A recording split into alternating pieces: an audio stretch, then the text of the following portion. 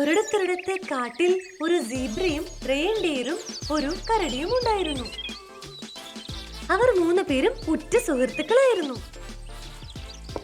ഒരു ദിവസം അവർ കാട്ടിലൂടെ നടന്നുകൊണ്ടിരിക്കുമ്പോൾ മറ്റു മൃഗങ്ങൾ ശോകമായിരിക്കുന്നത് അവർ കണ്ടു. ഇത് കണ്ടതും കരടി ചോദിച്ചു, എന്താണ്, എന്ത് പറ്റി? എല്ലാരും ശോകത്തിലാണല്ലോ.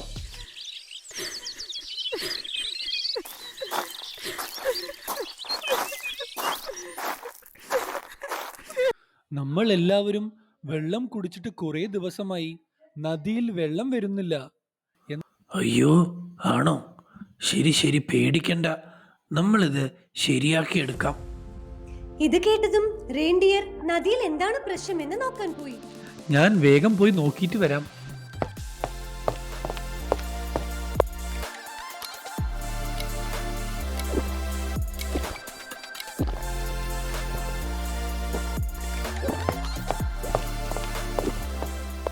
എന്താണ് പ്രശ്നമെന്ന് കണ്ടുപിടിച്ചോ?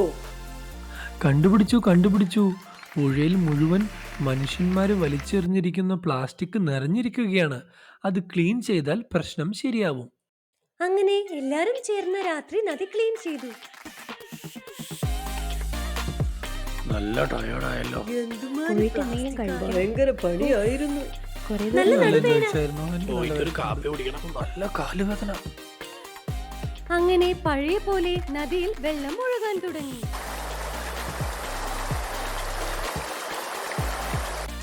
കുട്ടികളെ, വേസ്റ്റ് അവിടെയും എവിടെയും ഇടരുത്.